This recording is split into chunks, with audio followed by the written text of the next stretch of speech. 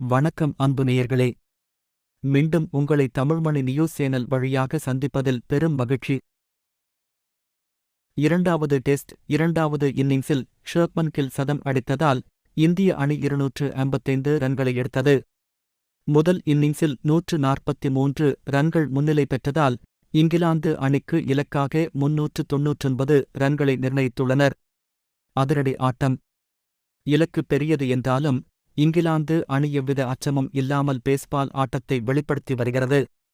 மூன்றாவது நாள் முடிவு வரை இங்கிலாந்து அணி 67 ரன்களை அடித்துள்ளது. பென் டக்கெட் மட்டுமே விக்கெட்டை பறிகொடுத்துள்ளார். கடைசி 2 நாளில் இங்கிலாந்து அணி 332 ரன்களை அடித்தால் வெற்றி என்ற நிலைமை இருக்கிறது. ஆண்டர்சன் பேட்டி. இப்போட்டியில் ஆண்டர்சனின் பந்துவீச்சு அபாரமாக இருந்தது. முதல் இன்னிங்ஸில் 3 விக்கெட்களை வீழ்த்தி இவர் இரண்டாவது இன்னிங்ஸில் 2 விக்கெட்களை எடுத்தார். இந்நிலையில் இப்போட்டியில் இந்திய குழப்பத்தில் விளையாடியதாக கிண்டல் செய்துள்ளார். அதில் இந்திய அணிப்பேட்டர்கள் இன்று பதற்றத்துடன் பேட்டிங் செய்வதைக் கண்டேன். எத்தனை ரன் அடித்தால் போதும் என்பது அவர்களுக்கு தெரியவில்லை. எங்களது பேஸ்பால் ஆட்டம் காரணமாக எத்தனை ரன் அடித்தாலும் போதாது என்பது போலதான் அவர்கள் விளையாடினார்கள் எனக் கூறினார். 600 ரன் அடித்தாலும்.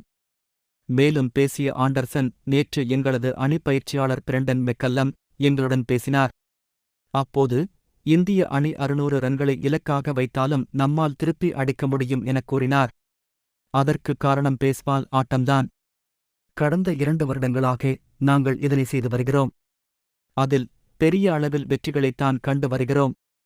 எங்களது பேஸ்பால் ஆட்டம் எதிரணிகளை குழப்பத்தில் ஆழ்த்தியுள்ளது.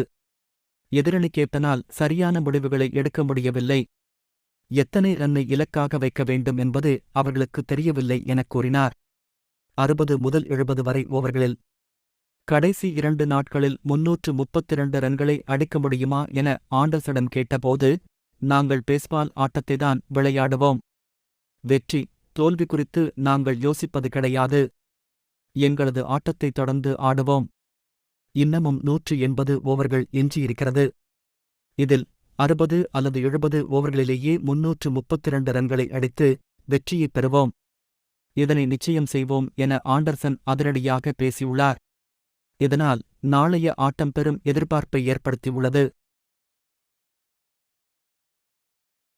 இதுவரையிலும் எங்களுடன் உங்களின் நேரங்களை செலவிட்டமைக்கு நன்றி. மேலும் பல தகவலுக்கு தமிழ்மணி நியூஸ் சேனலை சப்ஸ்கிரைப் செய்யுங்கள். நன்றி, வணக்கம்.